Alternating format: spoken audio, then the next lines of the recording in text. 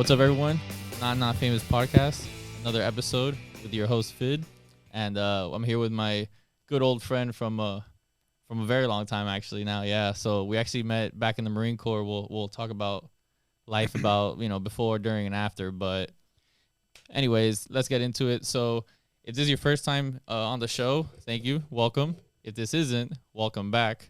And this is not Famous Podcast, where we kind of just see who we are and who our guests are and what makes them either famous, not famous, or not famous, and just kind of learn to see who what makes us as people, really. So that's really my goal with the podcast. And I'm just a curious guy.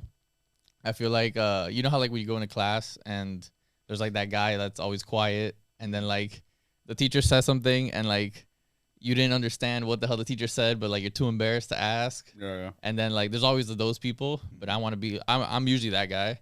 But I'm like, you know what? I want to be the guy who I'm just gonna say fuck it. I'm gonna ask the questions, and I'm just gonna fucking ask the questions for the dumb people, ask the questions for the smart people, vice versa, whatever. But anyways, bro, first off, thank you for being here, bro. I know. It's been such a long time. It feels good actually to see you. And I know when you hit me up, like I haven't been here probably. I mean, I was over here maybe a couple years ago, but To Miami? to Miami. Okay. And I think I hit you up, but like I think you were doing like schooling in New York. Yeah, I think that was around that time. Yeah, so like I was in New York. It was correct. kind of shitty. I was like, damn, because I didn't, obviously I knew you. We had a few buddies from the Marine Corps times that would like move back here whenever we got out. So I was like always trying to hit you guys up if I was down here. So it's good though. I mean, it's good to be here. This is my actually first podcast ever. Oh yeah. Yeah, I try to get on a buddy of mine. I'm from San Diego, so I live in San Diego now. And Oh wait, you're living in San Diego now? Yeah, dude. So Oh. I've been living there for 4 years now. Oh shit, dude! I could have swore you were still in Chicago this whole No, time. no, like man. fucking. Oh damn. Well, were you in Chicago or just somewhere in Illinois? I was in Chicago. Oh okay.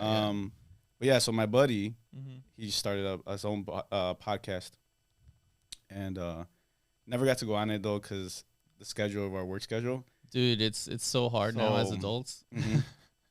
Absolutely. So like, no, but it's cool. Like when you hit me up and you're like, hey, you're gonna be out in town. Like, hey, you want to come to? I'm like, fuck it. Like, Mhm. absolutely, because it's cool. It's cool. I've never done it before. I'm like you said, doing something new, Yo, stepping out of your box. It's like, always. it's hard. I mean, it was hard, and like obviously in our time, like in the Marine Corps, you kind of like you're so like straight and narrow. You do what the hell you're told. You know what I mean? Yeah, And exactly. then- You're forced to do it. Yeah. Exactly. So then like once you step out, it's like fuck. Okay, what am I? I got to take those extra.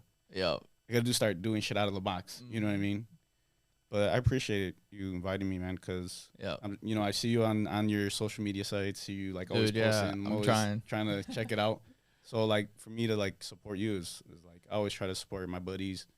Any vet shit going on, like we gotta Yeah, support each other. That is the biggest. So that's my biggest thing with this. So one of my projects I'm doing on the side right now is I'm trying to kind of get together a 22-mile walk to where it's like 22 veterans a day like commit suicide and stuff like that.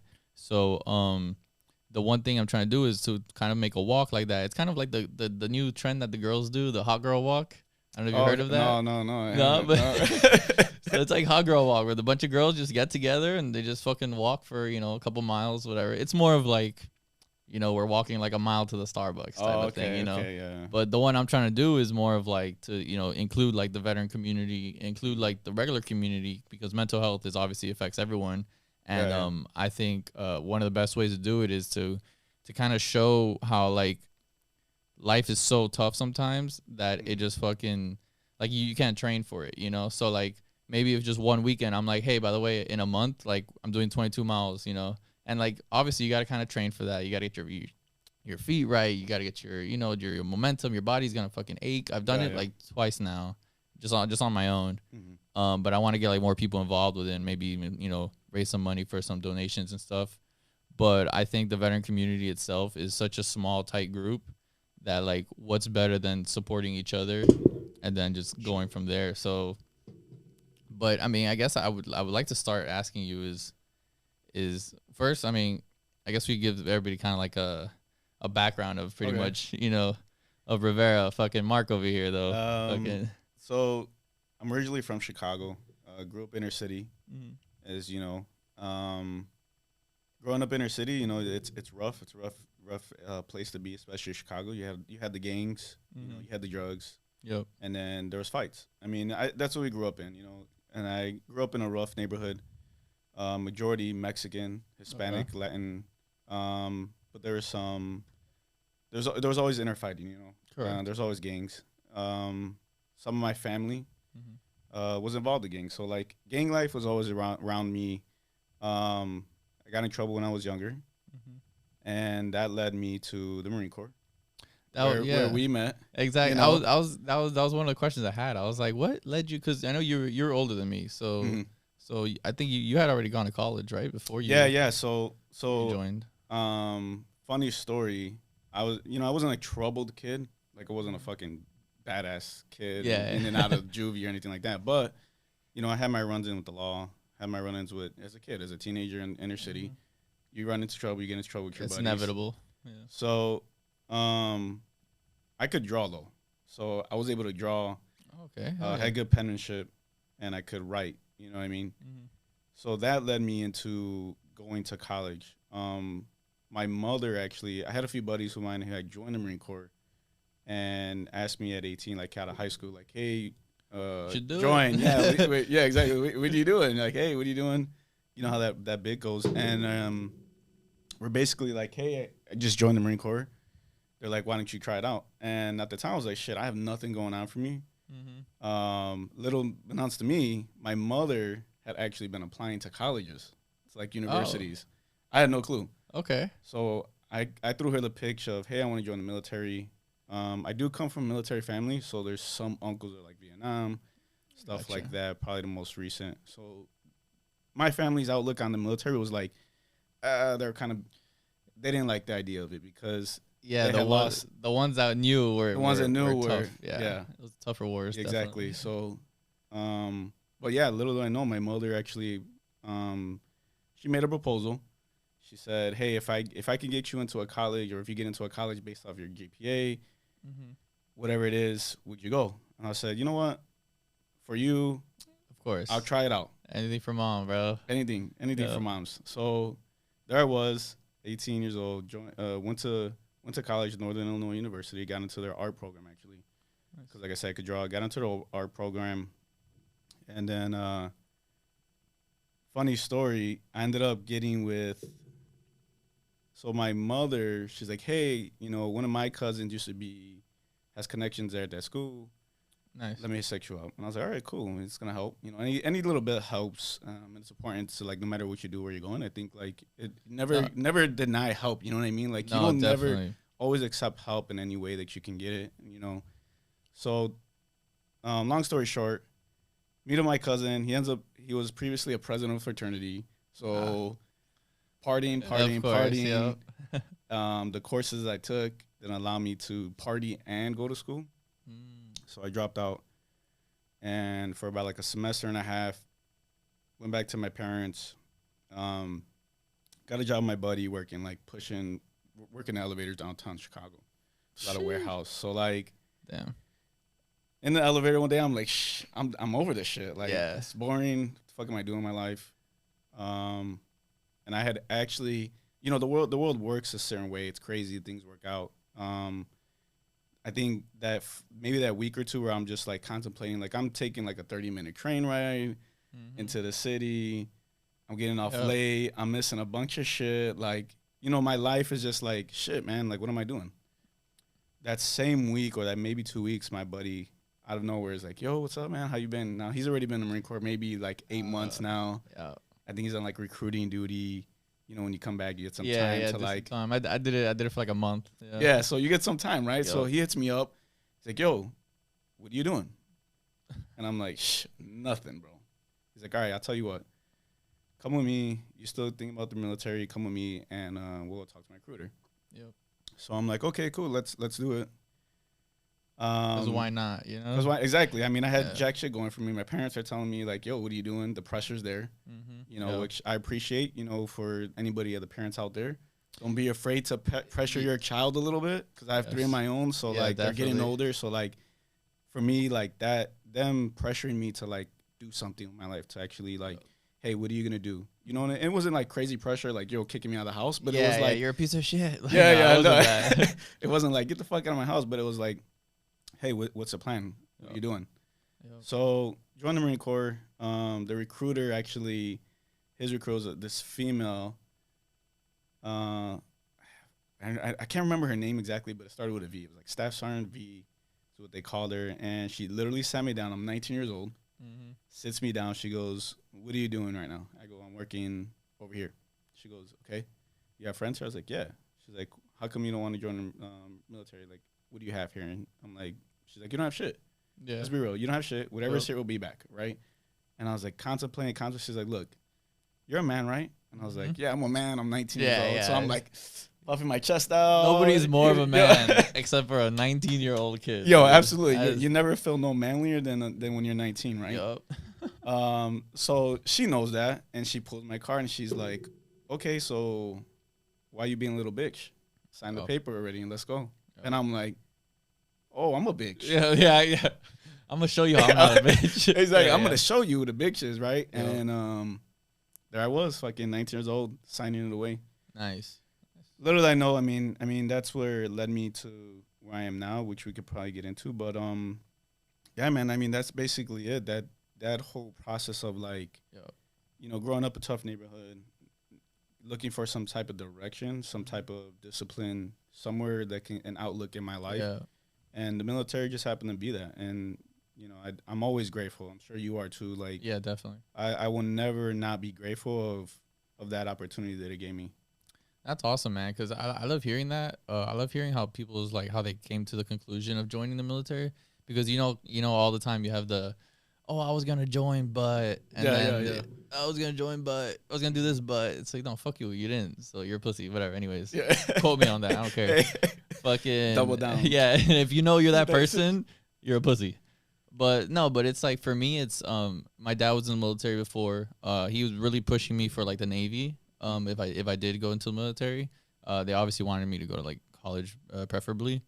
But from like I want to say like as far as I can remember, like from middle school, I was like, I'm joining the Marines. I had teachers that hated me because I would just be like, nope, I'm not doing that. I'm joining the Marines. Like, oh, we're doing SAT prep. I'm like, I don't care about SATs. I'm taking the ASVAB. I'm out of here, you know. So for me, it's always been one track mind, like military.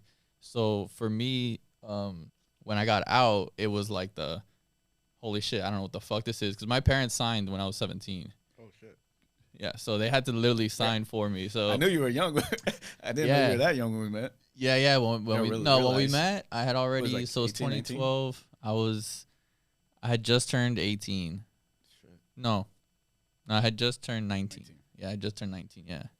I just turned 19, and we met in Japan. Good old Oki. Oki fucking was a great time.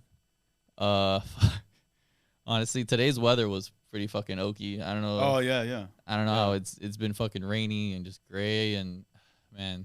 But honestly, I think I've been dying to go back to Oki just because I didn't enjoy it the way I should have. I enjoyed it as like as a kid, you know, like I was getting fucked up and. Dude, that's all we would do, like you know. So, no. Do you remember? Do you remember when we got like jumped that one time? It was like right before we went to like New Caledonia. Yeah, like in the fucking bar, the fucking bar or whatever. Yeah, the one that we would always go, dude. And to this day, I always tell that story. I'm always like, man, I just remember coming out the bathroom, and I don't know what it was. Fucking whether Dean, that's what it was. Yeah, I was gonna say JD. That motherfucker. Our boy Dean from fucking Flint, Michigan, dude. He would just black out, and then like it was just like, oh, you're looking at me wrong? You got a fucking problem? And I'm like, oh fuck, here we go. And then next thing I know is it was like 9 fucking dudes, three of us. You know what's crazy? What's crazy, and I've thought about that too. You know, every once in a while, we'll never see you guys. It was like I think it was you here from Miami. It was me from Chicago, Dean from like Detroit, Flint, Michigan. Yeah. And then I think Roach was there. Cody, remember and then Cody? Roach, was from like Dallas. From Dallas. So like you have like all these inner city kids just fucking dude, puffing their chest, and it's just like down for anything. That's literally exactly how it was, man. I remember when we got back to base, we were all just like fucking like whatever. we're all fucked up, and I remember like everyone from the barracks like ran to their barracks, and it was gonna be like this big ass brawl. Like that would have been that was one of the first times that I was like, you know what, like these are like my ride or die boys and shit like that, and it gives me goosebumps every time. Like I'm actually kind of getting goosebumps right now. Yeah, it's crazy, but that's wild. But it's crazy when you like we talk about and you think about shit like that, man. Like this shit was like 10 years ago, at the least. It was like 2012, 2013, maybe. Yeah, so maybe like 2013. So yeah, literally 10 almost 10 years ago. Fuck. I turned 30 in December. Flies, jeez. That's crazy, dude. Yeah, it flies. Fucking hell, bro. But I don't know, man. Where'd you go after Oki? So after Oki, I PCS to the depot for as an MP. Oh, just riding around on the base. Which was cool. Like it was real chill. Mm-hmm. And then ended up going like a couple months in Pendleton and just helping out with them. Gotcha, yeah. But it was cool, like seeing the graduations and shit like that, and then seeing the Family Friday or Family Thursdays. Yeah. Yo, back then. No, yeah, back then, of course, yeah, that was. And then I'm like, yeah, so geared up and stuff like that. So after left Oki, went there, spent 2 years, had my third kid, picked up sergeant. Oh yeah. And then got out, dude. Got out. Yeah. I wanted to re-enlist. Mm-hmm. Wanted to go back into that fun of traveling, and of course, I think that's the one thing I missed the most. Like you said, like the whole going back to like Japan. Like, you know, I recently in my current job I ran into somebody that's from Singapore, and you don't see many people from Singapore. Nah, not at all. And even he was like, yo, I rarely meet people in America that I've even been there. Yeah, right? No, my dad's been there plenty times, but You didn't get to go, huh? No, you gone? I didn't. Were you gone? Or you didn't get to go? No, so when you guys went to Singapore and Philippines? No, I went to the Philippines. Yeah, because we vividly remember the Philippines. You vividly remember. Yeah. I think I remember well. Yeah, that shit was funny as fuck. No, I didn't go to. Why didn't I go to Singapore? I think I ended up going to Hawaii. Oh. I went with Hawaii with like Soren Almodovar and fucking that guy and fucking and like I don't think it was like 5 or 6 of us. I think we ended up going while the rest of the battalion went there. Yeah. So I remember so I met this guy and he's like, I was like, yo, I've been to Singapore. Haven't been there in fucking years. And he's like, well, how long has it been? And I was like, shit. I had to take a minute. Yeah.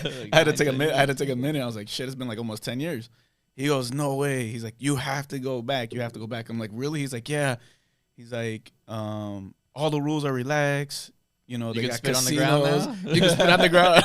You could drink water on the train and shit like that. Which, if you've never been there, for your audience, they do have like crazy rules like that. And interesting enough, like you said, they have chewing gum because they don't allow it. They don't want people spitting on. So they don't even sell it, right? No, they don't sell it. Oh, they sell like, I guess the best thing you could say they sell is like a Starburst. You know what I mean? Like that chewy candy. Dissolves. Yeah, that's gonna dissolve over time.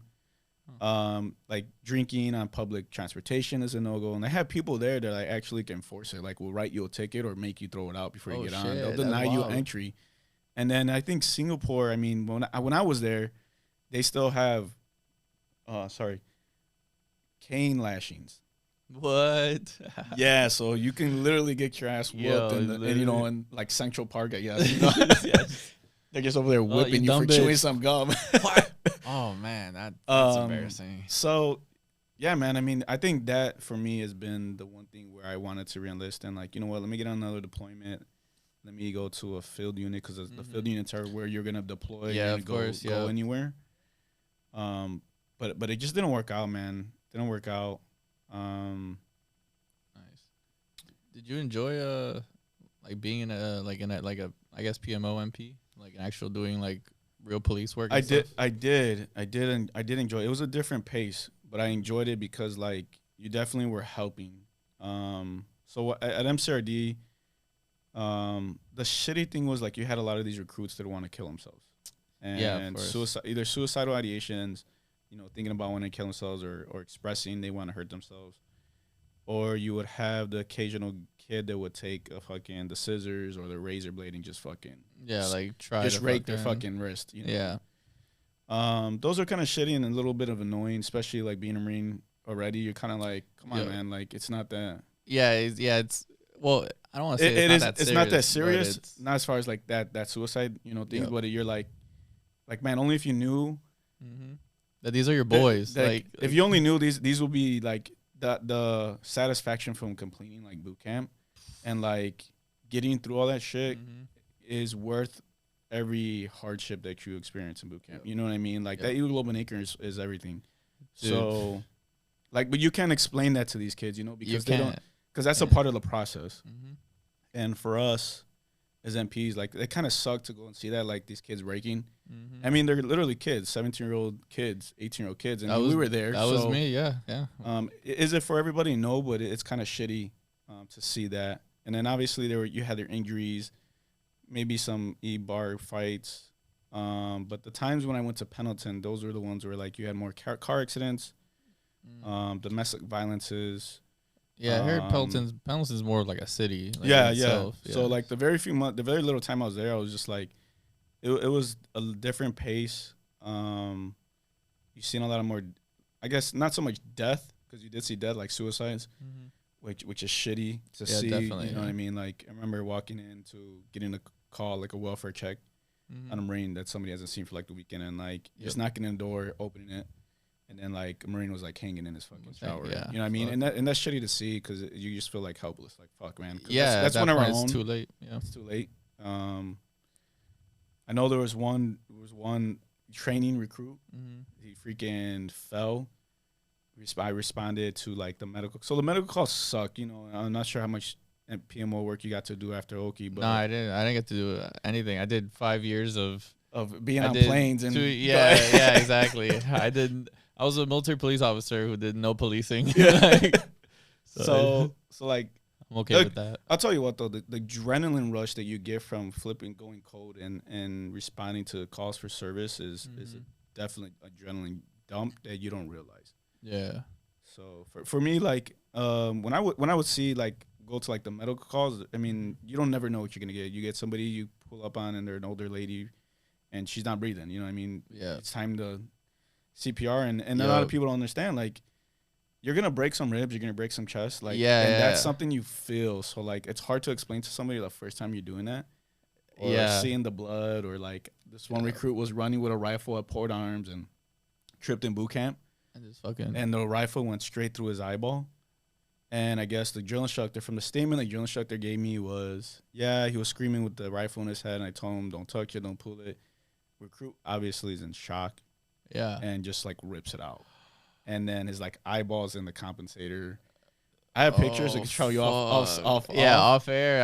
I'll show you some pictures. I don't even want to see that. It's That's crazy though. Yeah. And just shit like that. But I mean, it was definitely something that you felt like when you got the medical calls and you're able to help, or kids choking and shit like that. Like that's satisfying.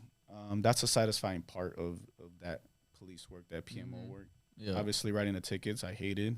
Nobody enjoys that. No, not at all. Like I used to dread it. Like we work with civilians sometimes, and sometimes they're like lieutenants or people in charge. And sometimes that will give us some like slack for not writing tickets, but we don't have a quota. So yeah, exactly. It's like. And then as I got rank, I was like, fucking kick rocks, bro. I'm not going to do that shit. I'm not just going to write tickets just to write tickets. Like, I did one that was obvious, you know what I mean, just to show that I'm working. Correct. And you kind of have to maintain some type of accountability. Yeah, definitely. But no, man, I enjoyed it. It was a different pace from that gearing up, hiking everywhere. Yeah, that's what it's funny because a lot of people, the biggest thing right now that like I do is I love going on walks.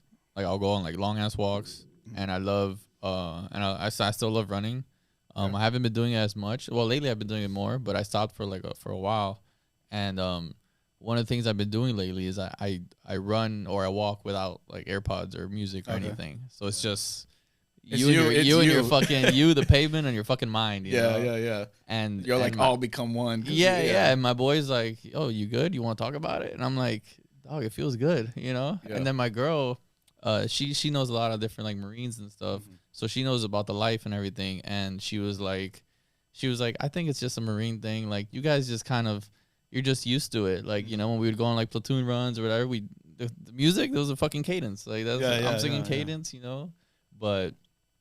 So that's what I love doing now, and that's mainly because in the Marines. So the 2 years in Japan, we were field unit. So all we did was like riot training, fucking long hikes and long fucking runs for fucking preparing convoy security. You know, like all this stuff that like you would do in country. You know. Yeah. And which was crazy when you think about it. Yeah. No, you ever just like though. Yeah. You ever? I don't know if I've ever like been in civilian sector and be a civilian world like.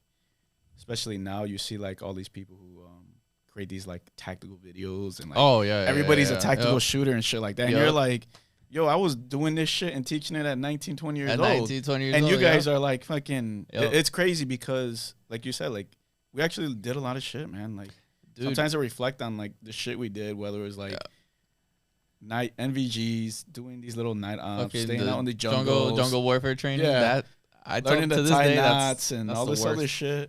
The fact that you had to rappel from a 70-something foot wall made by your own harness. Yeah. That I made a rope and I was just like, oh, you got to go through here and you got to loop through here and you got to here and then, well, hopefully this will hold me down the fucking wall. Yeah. I'm like, or even the like it's crazy.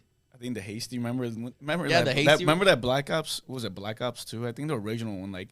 The cutscene, the entry cutscene is like them running down the hill. They do the hasty rappel. They do hasty rappel. Well, you're not even strapped in. All you do is put your arms up and you're fucking just fucking pray and fucking. Oh, dude, honestly, I'm terrified of heights. So like till this day, back then I was terrified of heights too, and I have this mentality in my head that I'm always just like, look, bitch, like you're not gonna be a fucking bitch, just fucking do it. But inside, I'm like.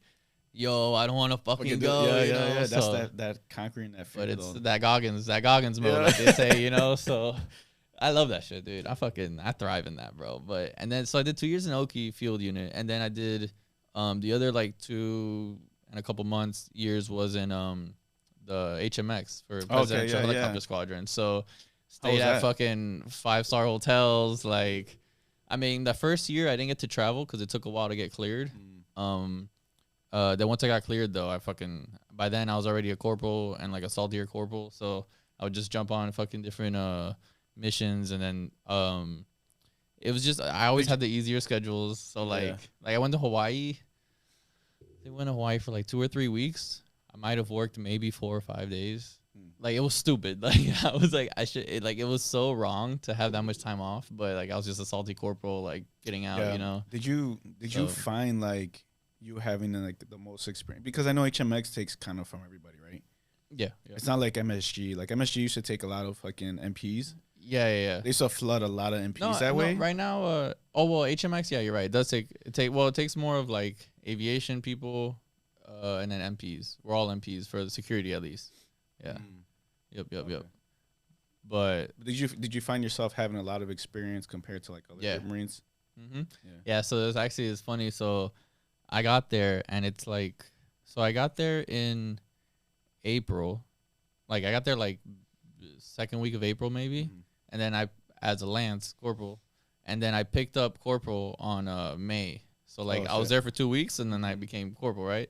So but the people who saw me, they're like, oh, this is new guy, just came in, he's a Lance, whatever. Like he's a little, he don't know shit, he never done anything in his career. So like little did they know you had already. I'd been in for like fucking 3 years already, and fucking I show up to shift one day and I'm wearing my saltiest fucking camis I had, like they're like no camouflage, all white, you know. Yes, and they're so sun beached. And my boot bands and my boots are bloused are like low as fuck. Like I look like I was a field Marine because I was. And absolutely. That's what I was. Yeah. This is the type of Marine Corps I knew, because this is the Marine Corps I grew up in. Exactly. So like. Yeah, and that's hard to explain to people, dude. That's so hard. Like they'll be like, "Oh, you're a shitbag." It's like, no, that's just how ours. We wouldn't wear skivvy shirts sometimes. Yeah, bro. It was a free for all shit. When you're in a field unit and you're out actually, I'm not actually doing shit, but actually doing shit. You know what I mean? Yeah, yeah. Because like even if we weren't in country, I mean, we were still in the fucking fields without our phones, fucking. No, yeah, like in cow patties in the Philippines, bro. Yo, like, absolutely. So like, and that's one thing too. Like, I think when we got lucky with the unit we were in, because we were more or less forward deployed. I mean, we were always getting at tagged to do everything, man. From what I remember, we were always either deployed somewhere. Like, I think maybe in the 2 years that we were there, I think I can count maybe a solid 6 months where we were actually just there, static. Static, not doing shit, just on base. And we got in a lot of fucking trouble. And even that's the problem. We were always went dry. Tagged. Yeah. We had nothing to do. It was terrible. But yeah, like. Just talking about like that, like, being that forward deployed, we had the Muse. We got tagged for Afghanistan, some of our buddies. Yeah. You know what I mean? Some buddies of ours didn't come back. Yep. And then humanitarian shit. Extremely versatile. We're always fucking gone. Yep. Always deployed, always doing some shit. So like, so fucking, oh man. So when you were there, you what? Oh no, so I'm there one day and I show up to like shift, and it's at this point, I'm a low-key guy. Like, I've always been quiet. Yeah. I'm not, like, a very boisterous dude. I kind of stay in the back till I assess situation, and then, like, I vibe with who I vibe. Right. And that's kind of how we were. We were just, like, it was, like, our little clique, and, like, it'd be, like, fuck everyone else. Fuck with us type shit. But even though we were different platoons, though. No, yeah, so during the day, we wouldn't even hang out. And then at night, we would just vibe. But I pull up to the front gate, and I'm in, like, the get-up, and then my salty fucking camis. And the sergeant that was there, he's just that sergeant who's like he's done other shit, and then he came here, and this is like his like last fucking 3 years, whatever type thing, and he's been in for like fucking, I don't know, 12 years or something. Yeah. And he's like that sergeant that never got staff sergeant because it was closed forever. Yeah. So you know exactly, we know exactly who I'm talking about, right? Absolutely. So and he goes like, "What the fuck, devil dog? Like, who the fuck you think you are?" I'm like. I don't think I am. I don't think I'm anyone, sergeant. And he's like, who the fuck you are with your salty ass camis? Like, you better not fucking show up to my shift again in these camis.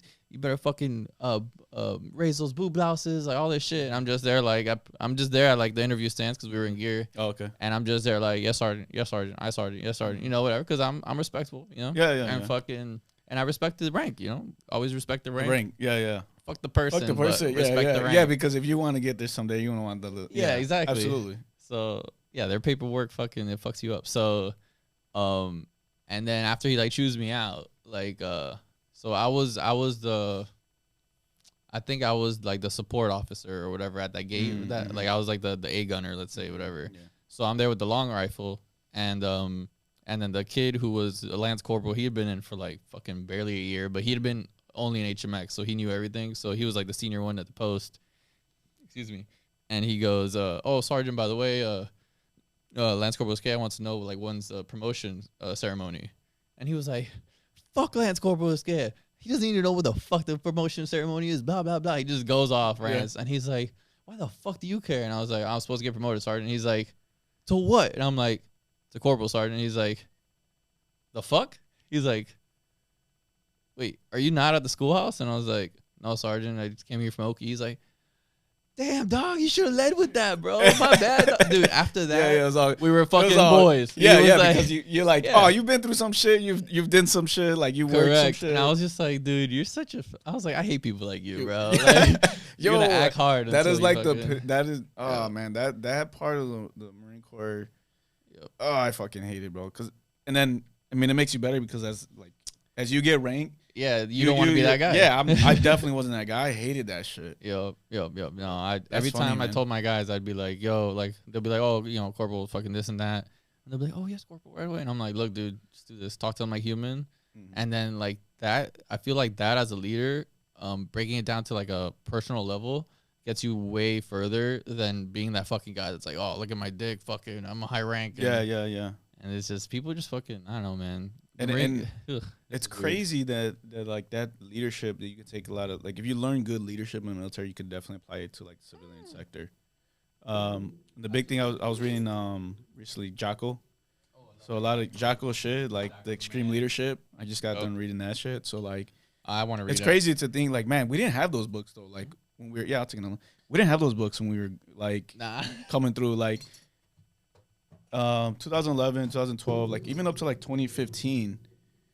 You know, we're very much still in Afghanistan. A lot of our senior leaders who made these books were actually still serving. So like, they're still out there fucking kicking indoors, rocking it out, and fucking their experience. They, you know, you were lucky because we still got to hang out and learn from like those old Fallujah, you know, the invasion in Iraq type shit. Like those guys were still around, which was fucking, you could never take away. Like I always appreciate like the time that I got in because like the knowledge that those dudes gave us.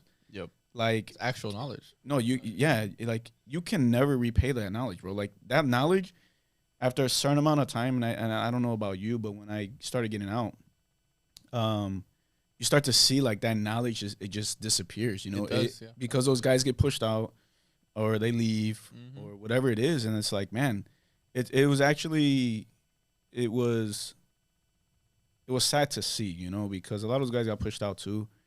But it's like, man, so much experience. Like, we got lucky to be in with guys who had been through street hand-to-hand combat, getting blown up, you know, and then obviously our own buddies too. But it was a different, like, learning from those guys and the lessons that they learned and then pass it down to us. Like, that shit doesn't exist. Like, none of that knowledge that from 10 years ago, I mean, once 2016 hit and on, a lot of those guys were gone. They were really kicked out. So, like, you know, that knowledge of those vets, it doesn't exist. Like it's very rare that you're gonna see or hear anybody tell you like, yeah, I kicked in a door or how to pie a door right or when to, you know what I mean? Just a little shit like that or like, remember Sergeant Horn? Dude, Sergeant Horn. Dude, hold on. Side note, before you say anything about Sergeant Horn, fucking a guy I work with right now at work. He was in the Marines. He was an MP as well, and he knew fucking Sergeant Horn. Oh, dude, I was like, bro, the Marine Corps is so small, dude. So yeah, we're boys. That's how we fucking vibe all the time. Yeah, like I mean, I remember Sergeant Horn. We were fucking in the Philippines or wherever, the jungles and shit. You know, when your camis get soaking wet, and he's like, yo, this is what you do. You know what I mean? He's like, you grab your sleeping mat and sleep on top of it. You sleep on top of it. Yeah, your body heat will dry it. Will dry that shit out. That's and you're so like, the fact that just fucking clicked in my head. Yo, you're like, what? And like, you don't think about this shit, but these are guys that like been there, done it. Yeah. Yep. You wouldn't think of that shit unless you had to do it. You know what I mean? So, yeah, man, it's fucking crazy. Yeah, I remember just like, what's crazy is that like, so I always say, people hate when I say this, and like my girl even doesn't like when I say this, but I unfortunately never deployed, right? Like actual in country, you know? Yeah. Same. So, but I enjoy training for it, you know what I mean? I want to be, I'm ready. Like if I get a call up, like I'm ready, you know, any day. So I would always mimic what I see, and I would always try to do the trainings real well, you know. And fucking a couple weeks ago, I did a armed security guard to get my licensing here in Florida, and I'm going through this course, bro, and it's like it's fucking dumb. Like the people there are like, no offense, they're a joke. Okay, I'm about to offend. No offense, but I'm about to offend them. But like, they look like they would probably be the criminals rather than like the actual security guard, right? So when it comes to like we're showing them like how to pull from the holster, you know, how to clear a gun, you know, how to just everything with a weapon, you know. Right. And I'm just there quiet in the back because I'm just like, look, I'm just here to collect the cert. Like I need this for the fucking sign off, please. Yeah, just sign me off, bro. And because I tried. I was like, look, I got this training on this stuff, and he's like, oh, it's been too long, so like they won't accept your paperwork. So you have to go through like the process. That's trash, bro. Yeah, I'm like, so I just forget my knowledge. Yeah, you just forget thousands of hours of fucking weapon handling, like shooting machine guns and fucking. You could do it with my fucking eyes closed in my sleep. That's my point. So I get to mind you, I haven't before about 2 months ago, I hadn't shot a gun or like handled a gun pretty much. I mean, I every day carry my backpack. Yeah. But like going to the range and shit, I hadn't shot for like a year, at least a year, maybe two, right? And it'd be forever, dude. So I go to the range before the course. I shoot. Grouping is still like, you know, fist apart. Yeah, so I'm like, all right, cool. I didn't forget how to shoot. So, which is like riding a bicycle. So I go to the course, and we're all in front of the class, and we have like our rubber guns, and he's just like, and everyone's there just like standing, whatever. And I'm there on the interview stands because I'm like, this is where this is training. This is you know, fucking. And he goes like, you know, like ready targets, you know, and I pull out, and I'm like full like Like, I'm in the fucking game because you train like you fight type shit. No, yeah, you know? yeah. And yeah, it's crazy. Yeah. And he goes like, all right, now everybody put the guns down. He's like, now look at glasses over here. And I'm fucking glasses. And I'm just there like, fuck. Like, nah, he's going to call me out. And he's like, all right, now, ready? And he'd be like, targets. And then just pull out there. He goes, all right, cool, holster. He was like, all right, targets. Pull. He does that like 3 times, right? And I do the same thing, go through my numbers. It's literally just fucking clockwork. Yeah, you know? yeah. It's muscle memory isn't real until like it happens. You know what I mean? Yeah. And that goes for fucking anything, almost anything. Yeah. And fucking so yeah, fucking he goes like, you see this? This is proper technique. This is what you want to do. This and that. He's like, have you shot before? And I was like, yeah. He goes like, how many years of like experience do you have? And I'm like, at this point, it's like almost a decade, I guess. Like, you know, and he's like, it's really good. I love to see this. This is how you guys got to be. And I'm there like, oh, fuck, here we go. I'm that guy now. Like, sign off on my paper. Yeah. Yeah, I was like, can we just kill the next 3 days? Yeah. I don't have to come in. You sign off. Yeah, no, but he was a dope instructor. I recommend him for people who want to take a course. He has some tactical shoot and move courses, so I want to take that in the future. I'm trying to get back into the whole security life. Okay. No, what you were saying about like the whole like deploying and stuff like that. Now I don't know if you know the story about how I didn't deploy. So in 2013, when all our our buddies, they took that squad from Bravo Company. Well, it went from like, hey, the whole it was the whole company was supposed to go and do no, just a platoon. That police. Oh no, now just a then fucking it squad. went to like a squad. Yeah. Then it went to 2 squads. Then it went from a platoon to 2 squads, right? Yeah. So they were obviously trying to put together like this fucking hot shit squad, right? Of course. Two. I mean, fuck, you're gonna go to war. Yeah, and you're gonna get into your shit, right? Yep. So you want your top. Well, I guess because we were so new, and this is what Sergeant Horn had told me, because we were so new and starting up, that we were the first ones to start up that battalion. Yeah, literally. They didn't want to lose all the knowledge that they had gained, or the best. You know what I mean? They didn't want to lose the best to war. Yeah, and then be stuck with the knowledge all leaving, and then starting from nothing, yeah. Right? But with me, so my name was on the list. I think, and it was either for Huth or Belcher. Remember or whatever? Belcher, yeah, Belcher. Yeah. Belcher, fat as fuck, like fat as fuck, bro, piece of shit, bro. That's fucking dirtbag, bro. I'm sorry, he was a shitbag, yeah. So, I think it was like 3 days before they're supposed to submit to Sergeant Major the final list, and my name was brought up by, remember Vigil? Vigil, yeah. So, a few guys vouched for me to get on the team, that squad, and they were supposed to deploy in November, so in the wintertime. I think it was October or November. I want to say November, beginning of November. Yeah, it was something like that, because it was about 8 months after. Yeah, I'd been on island for about 8 months. So they wanted me to go, and Sergeant Horn calls me into his office. He's like, hey, man, your fucking name's coming up for this Afghan fucking deployment. And I'm like, oh, shit. Like, damn. Let's go.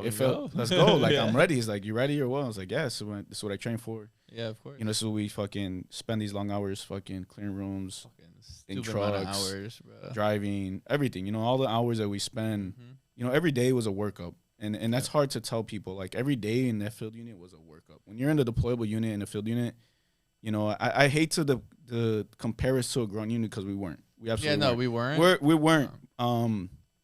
But the job that we did and that was required of us, being in that unit, did require us to constantly be training. Correct. And that mental. That's all we did. No, that's all we did. It was a constant workup. Fucking like where we're training fucking riots. We didn't have to go to fucking Mojave to fucking to do a workup. Like we didn't have to go to Tornado Palms. We had the barrack stairs. We had the E Club. We had everything, bro. The big ass field in the middle of the fucking base. Everything. Like so.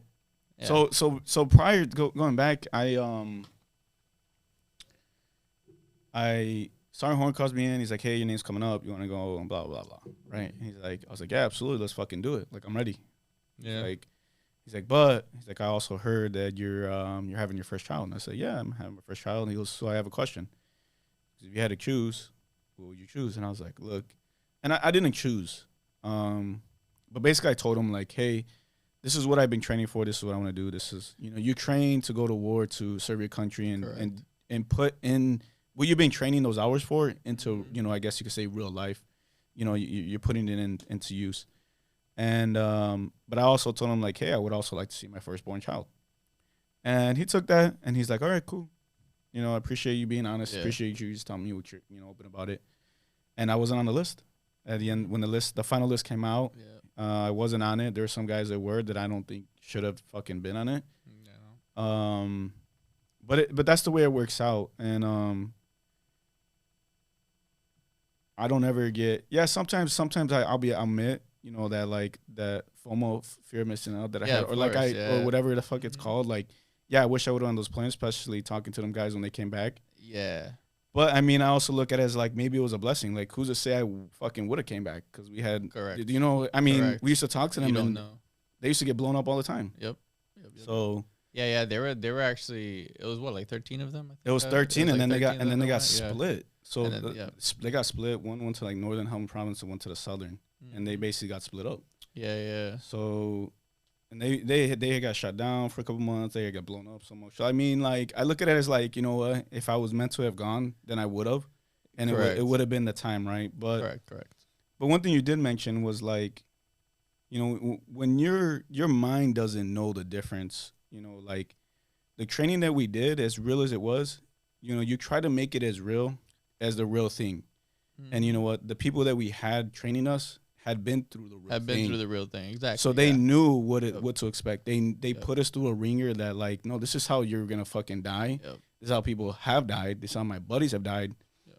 And they put us through a fucking ringer day in and day out. My favorite thing is, sorry to cut you off, is when people, we had this one sergeant who, it would be like, like you're coming up on a corner, and you don't want to fucking stick your rifle out the corner. You want to fucking kind of go with the corner, and then you fucking push, right?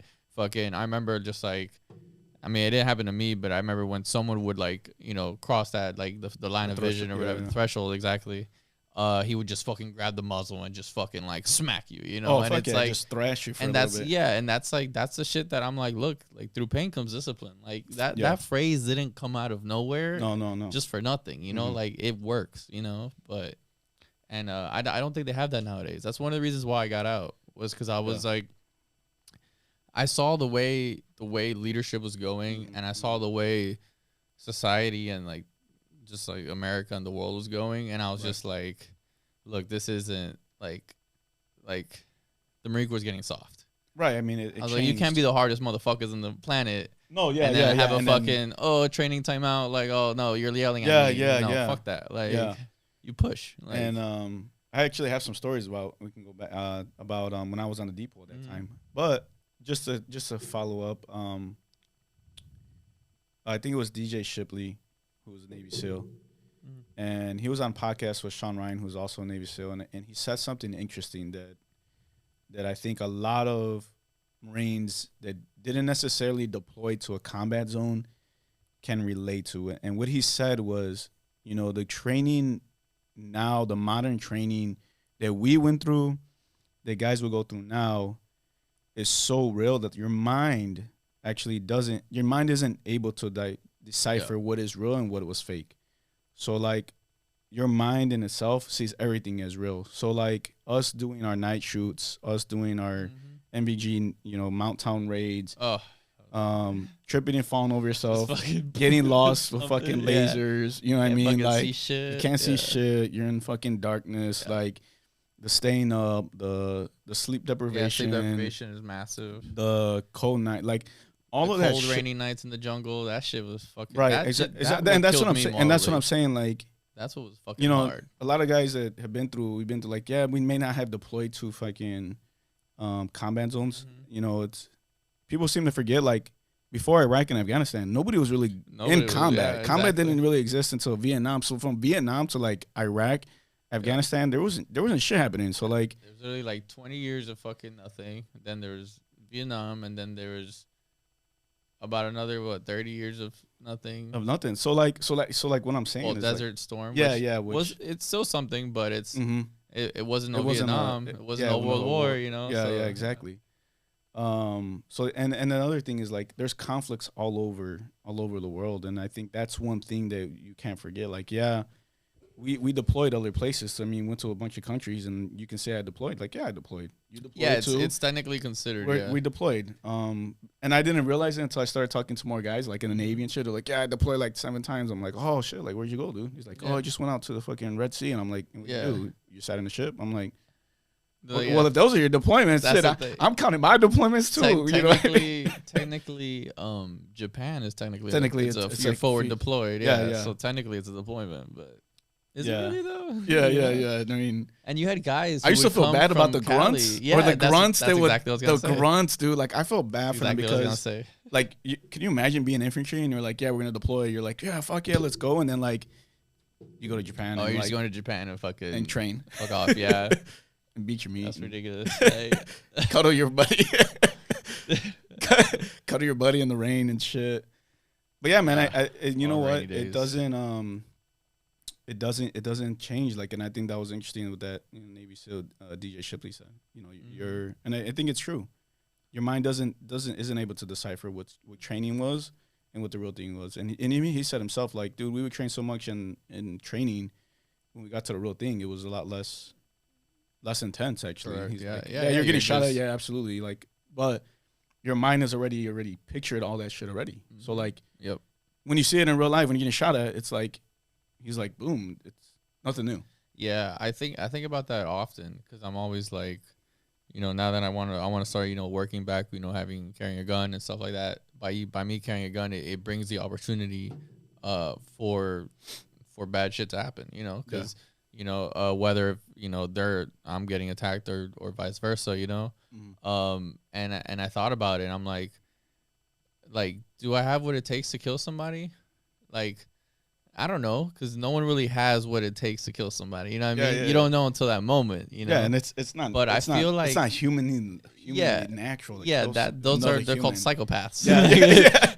If you're fucking like, I'm fucking ready. I'm like, we're psychopaths for a couple of years, but definitely. I was like, let's fucking get it. You know? And then we got out, and then we're like, okay, we gotta fucking hide it. Nobody likes the psychopath Marine. That's you one become. Thing. Yeah, it's my girl always jokes with me about that because I'll be like, I'll just say shit. I'll be like, oh, the room, you know, I make sure the room was clear, some stupid shit like that, and she'll just be like, oh yeah, what else? And I'm like, all right, look, so if that guy comes at us like this is what we're gonna do, you know, like I'll just do some tactical situations, you know. Yeah, it's interesting. And I always like to just like share my knowledge about it because whether the person's not really asking for it, it's more of like that's how I keep it up to date in my head.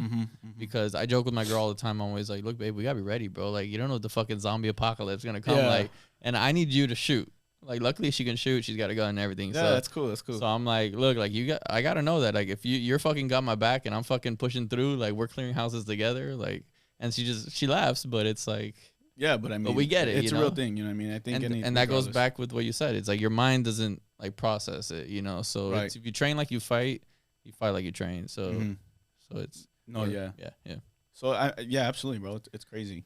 It's crazy to think about that time, and I will never, bro. Like, I know there's people we used to serve with, and like, man, they would talk shit about the Marine Corps in the military, and I'm like, man, you're so fucking bitter, bro. But where would you be without it? That's one thing that I never myself. I never talk shit about. I never talk did. shit about the military. Did I have some shitty days? Fuck yeah, bro. There's some dudes that I just want to fucking days I just want to get the fuck out. Like, definitely, fuck this place. But that's me at my fucking regular job. Right now, exactly. Like. I should. And then you realize, like, it's everywhere. Yeah. But I would never badmouth the military, bro. Like, this shit gave me every opportunity. I mean, even now, and what I do now, and then like everything that I can. You know, the way I am, the way I think, the discipline I have, the motivation I have, to want to do better, to be a, you know, and a lot of people don't realize that, like, in the Marine Corps, they don't tell you, like, oh, we're going to make you a killer. They're going to make, the military is meant, especially the Marine Corps, the military in general is meant to make you a better person for society. For society, correct. For society. Exactly, For yourself, to be a better person, to be a better person in society. And I don't think there's a better organization that takes young men and women. I say young men and women because I think when you get older, the older you get, the military affects you differently. Correct. Yeah. So I say young men and women because clean slate. They're clean slate. They soak it up more. You know what I mean? And yes, definitely. I think it's that's definitely meant for me. the young people. Yep. Yeah, definitely young. I told people who are settled in a job career for like, they've asked me about military. I'm like, look, you're getting a career, you know, you're older, whatever it is, like stay there, don't go to the military. And it's not going to military. I'm like, that's not going to do anything for you. Exactly. Yeah. It's not going to do what its purpose is. You're just gonna end up which yeah. I have a friend of mine who he was serving the same time I was serving, but he's older than me. And he joined because it was like a bad breakup, like fuck everyone, you know, whatever. So and he was already an older dude. And he joined. So while he was in, he was like, fuck, this is like the worst 4 years of my life. Like, why did I jump into this? You know, luckily he made the best out of it, and like it went really well for him. Yeah. But he always did have like kind of this resentment towards it, you know? Yeah. But with me, I was like, look, I got nothing. Show me everything, you know? And I remember, dude, I remember like I would be working out like all the time, like getting ready for boot camp. You know, I would do this and that, and I'd be reading. Dude, I'd be learning. All that shit. Yeah, dude. No. Go ahead. I used to run fucking miles. I used to run a mile, 2.5 miles to 3 miles every day in the freezing fucking cold and rain. Because I joined in January of like 2011. Oh shit, yeah. Right. I think I ended up going to boot camp like in April. But like that whole winter, bro, I was fucking like, shit. You're grinding, bro. It was like 25 degrees. I'm out here with a fucking sweater, shorts, and a goddamn weighted vest. You know what I mean? Yo, absolutely. Yeah, no. So I would just train and shit, and then I just blanked out where I was going with that. But what were you saying? It's different for everybody. Oh no! So my thing was So my bad. So I remembered what it is that. So I was training for it hardcore, right?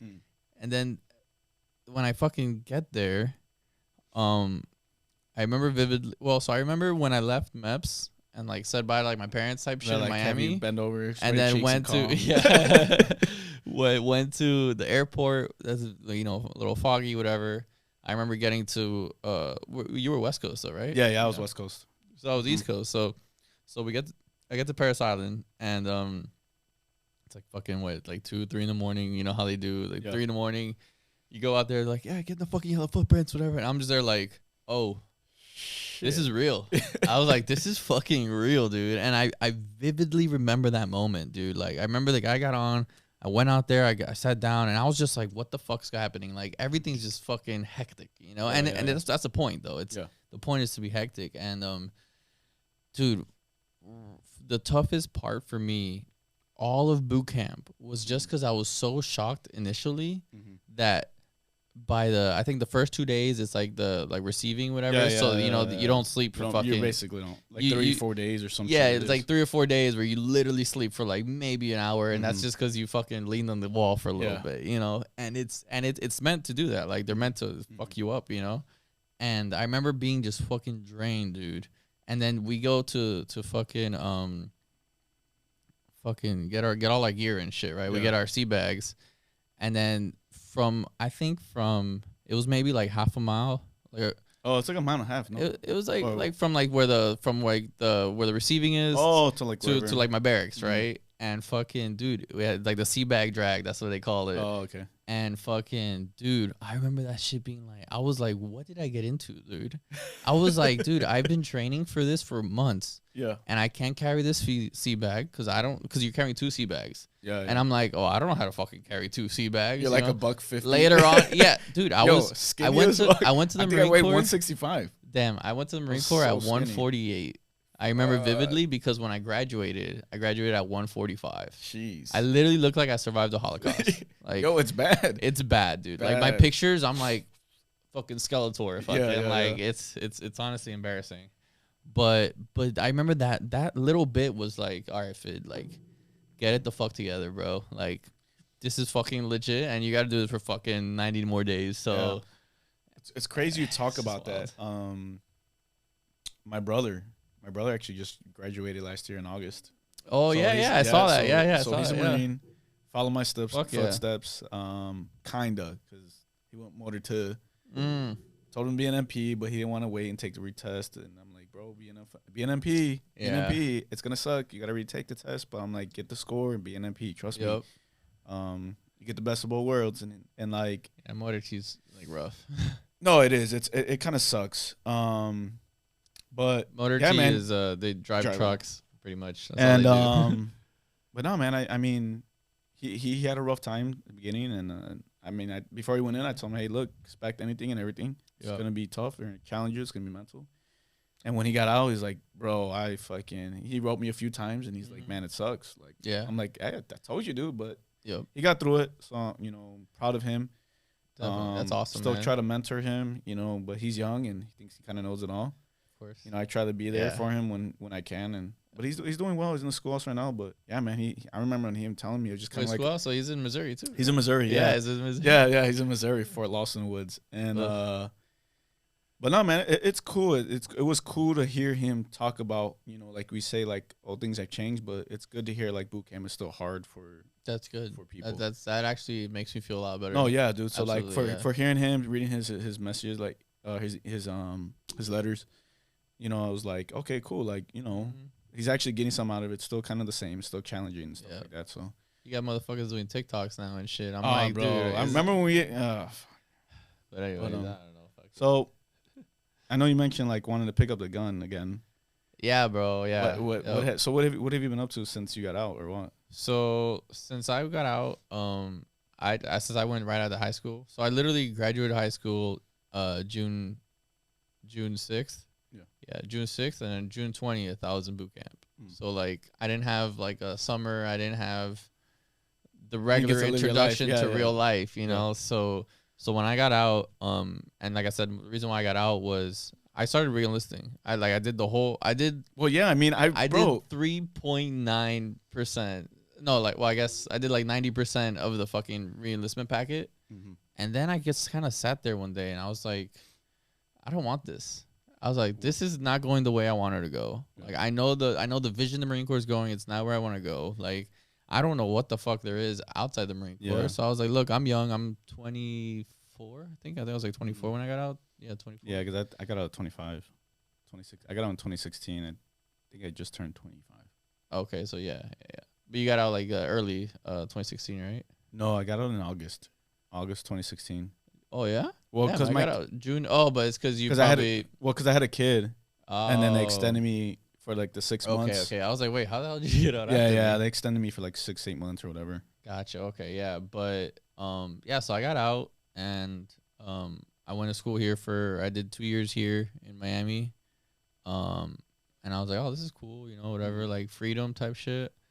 And then I did another 2 years in New York, graduated, got stuck down here during COVID. Oh, okay. Been down here since. All right. But my hardest part of getting out of the military was the fact that I had friends and brothers there for me 24/7. You know what I mean? Yeah. So when I left before I left the Marine Corps, I had my friends there all the time because we would go to school together. We would fucking ride bike till fucking midnight, come home, sleep, go to school, ride bike again, So like it was I always had someone there. Never got to like sit down and think by myself. Right. Then I went to the Marine Corps, same thing. Always had your boy there. Like if you were fucking bored and maybe your boy was on a different shift or whatever, you just go on the next barracks door and hey, what are you doing? Nah, I'm just fucking around. Like, you want to go to the PX? You want to go do this? So we go walk here. We drive here. Yeah. And both in Japan and in Virginia. And so I got used to that, like having someone there all the time. And I became very not dependable. Like not necessarily. I don't want to say dependable. But anyway, so so my thing is when I got out and I started like living life, I would try to hang out with my boys and they're like, oh, I can't because I got work or I got this and that. I got my girl, this and that. And I'm just there like, what the fuck? Like, God damn, y'all suck. Y'all are the worst friends ever, Like, but they weren't. They were like, no, it's just life is different. And I was just used to that. And I think that's what really kind of fucked me up for a little bit. I was very like in my head.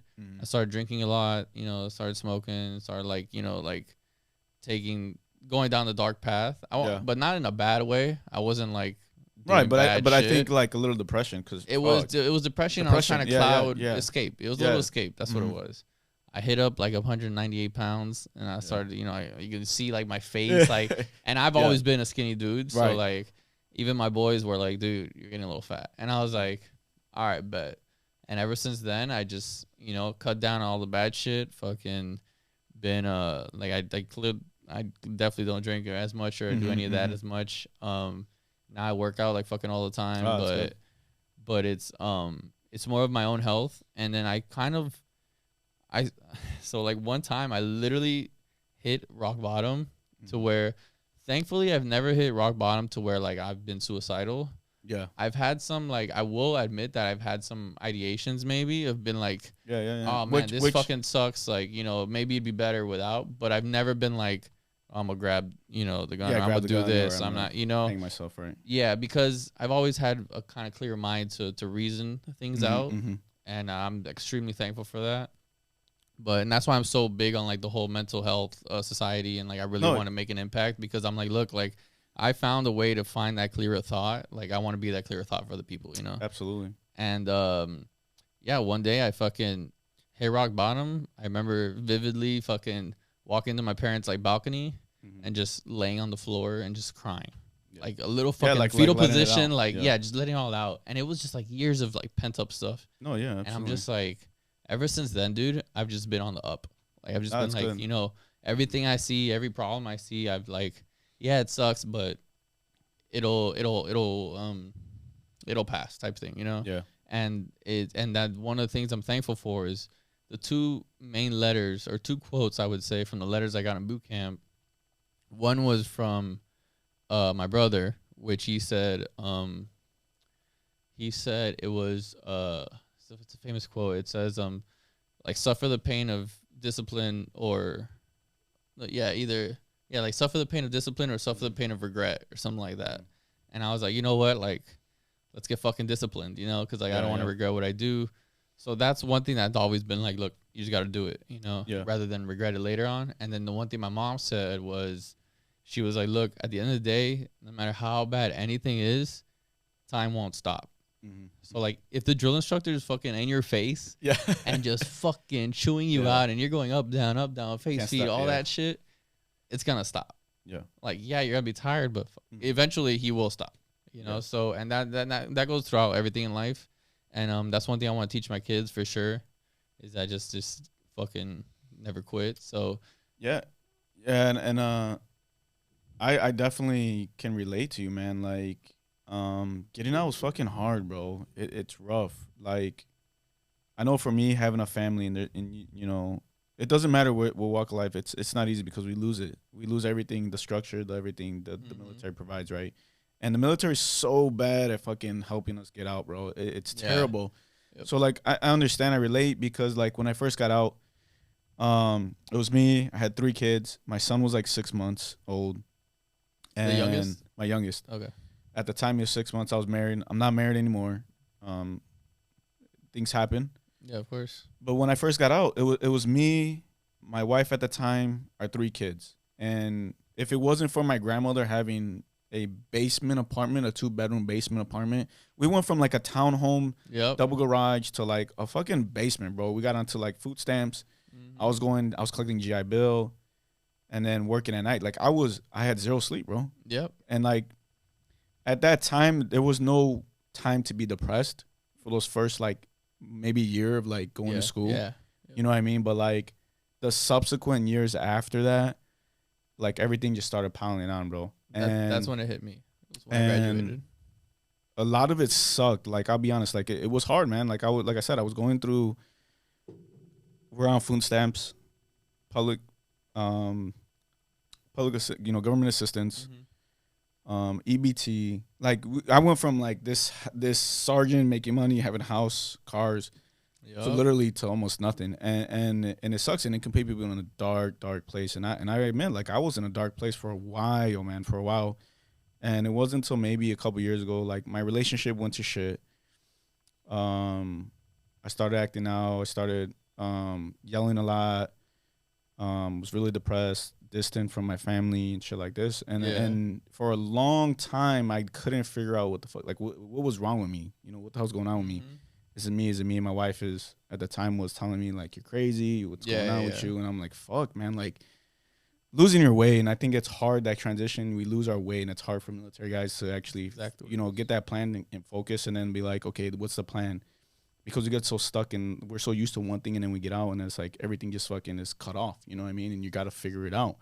Literally. And I think it wasn't until a couple years ago I actually started talking to people, because I was having a lot of depression, a lot of just thoughts that weren't good.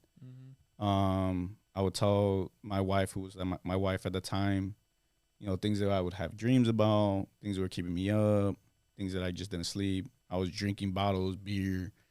I got up to like 235, 240. I'm like at 200, 195 now. I feel so much better, but I was drinking a lot. I was, my ears were ringing all the time. I was getting fucking headaches because I couldn't sleep. I was just taking pain medication.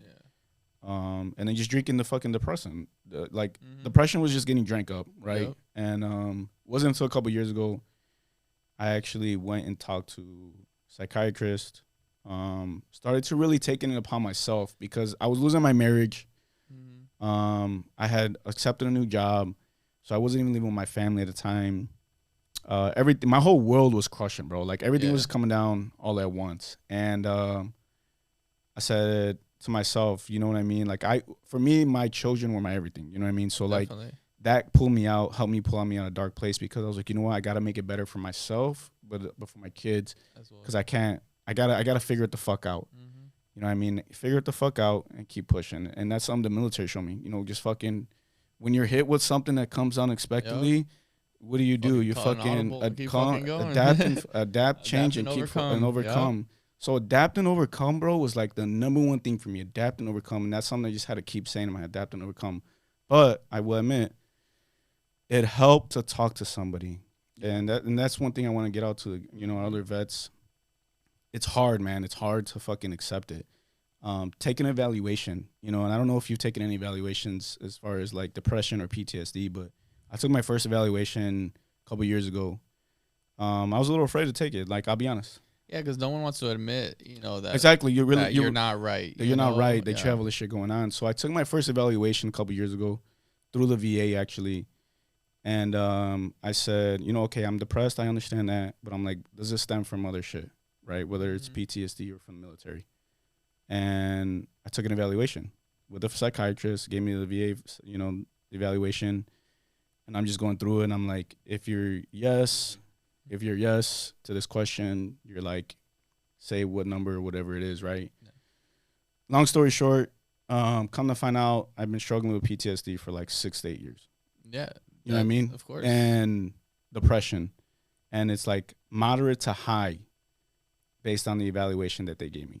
And I was like, for me, that was like, fuck, dude. Like, okay. You're like, wait, what? I'm not that. Exactly. I'm like, there's no fucking way. Like, this is bullshit, you know? And then, like, it took me to actually talk to a psychiatrist and, like, talk to him about what the hell was going on with me, and the shit that I was thinking about, what I had been through, what I had seen in the military, because none of that shit is normal for anybody. And I try to tell my buddies this, too. Look, bro, as little as the shit that you might have done or think you've done, you're not meant to see that shit. The regular person doesn't go out here and see the shit that you see, whether it's, you know, responding to service calls with dead people, your own buddies dying on you, the survivor's guilt, staying up all night, hiking, like all these other shit that those factors, the normal person just doesn't go through. You know what I mean? And it's important to like recognize those fucking things are happening and that you're seeing it. And I think evaluation of like, hey, this is what you have, and accepting like, okay, cool. This is what I got. This is what I got going on. How the fuck do I change it? You know what I mean? Like, how can I make myself better? Because I don't want to be this person anymore. And for me, that took a lot, man. It took a lot to be like, okay, cool. All right, I have PTSD. Okay. How do I do it? Okay, I got to go to counseling. All right, I went to counseling, did a course for cognitive behavior, cognitive thinking, and teaches you just, you know, how to, when those thoughts come up, like what do I go back to, revert to? Like, okay, my biggest one right now was like, it's not real, right? Yeah. Like what I'm thinking isn't real, whether that's like whatever flashbacks I have or the anxiety that I get, because a lot of times a lot of vets get anxiety around fucking places, and it's like, okay, what's real and what's not real? Yeah. you know, what are the facts and what are not the facts? And those two things are big for me. But that goes into like cognitive therapy. And I encourage all vets, bro. Like, I know the VA kind of sucks, man. It gets a bad fucking rep. Like, it does. And I can admit it hasn't been the best for me, but it hasn't been the worst either. Yeah. You know, they've come a long way and they've helped me in certain ways. They're not going to give me it all. They can't help me, you know, in everything. Yeah. But use them. I encourage you to use them, bro. Like, I don't know if you've done it, but no, I haven't. I've actually been talking to one of my friends, the guy at work, the one that knows Sergeant Horn. He just went through the whole like you know, VA process and stuff. And he got out. Excuse me, he got out like right as we were getting in, pretty much. He got out like 2011, 2012.